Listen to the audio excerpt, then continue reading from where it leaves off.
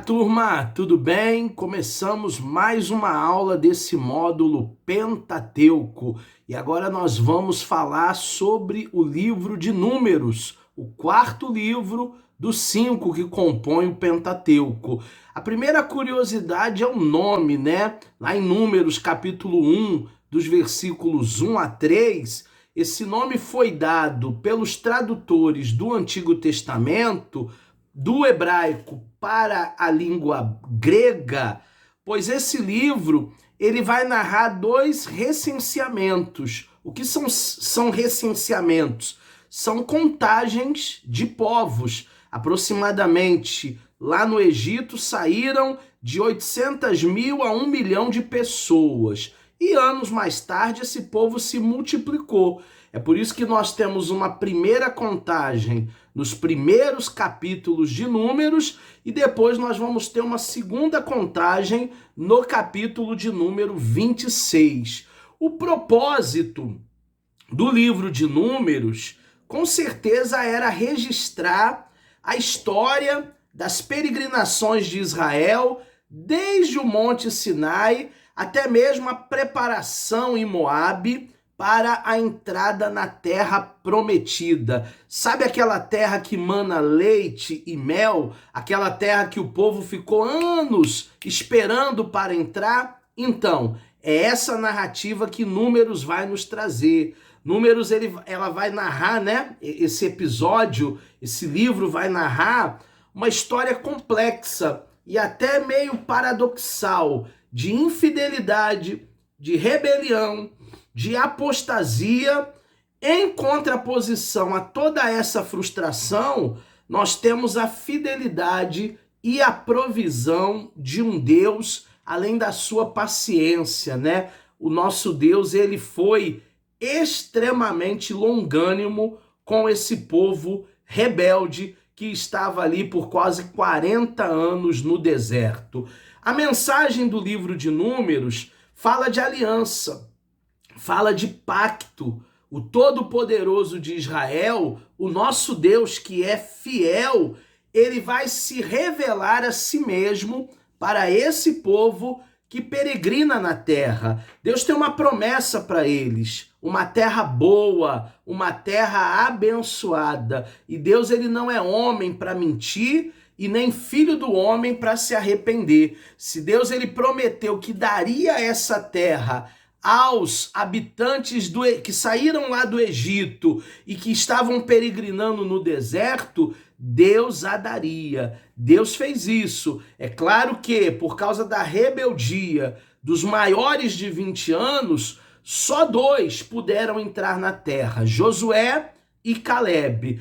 Todos os outros maiores de 20 anos não entraram por causa da murmuração. A paciência de Deus no livro de Números é algo muito interessante. Há vários episódios em Números que Deus vai revelar sua longanimidade, principalmente no episódio onde eles murmuravam querendo carne, murmuravam querendo água, murmuravam dizendo que tinham até vontade de voltar ao Egito porque estavam enjoados do maná. O maná era um pão que caía do céu, eles nem precisavam fazer nada para ter esse pão. Mesmo assim, eles reclamavam e diziam que queriam voltar a serem escravos só para comer os bifes acebolados do Egito. Falando um pouco sobre a terra prometida, a terra da promessa, todo o livro de Números está voltado para conquistas. A conquista de Canaã,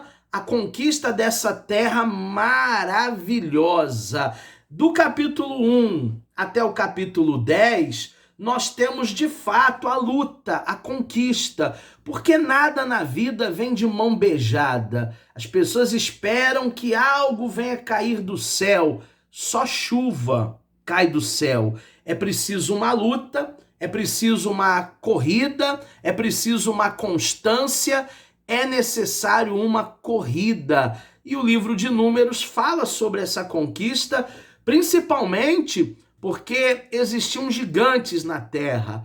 Deus colocou esses gigantes até para ninguém tomar a terra. Eles eram guardiões dessa terra. E o povo não viu assim. Alguns viram, a grande maioria, como empecilhos, mas Josué e Caleb diziam: eia, subamos animosamente para possuir a terra que Deus nos deu.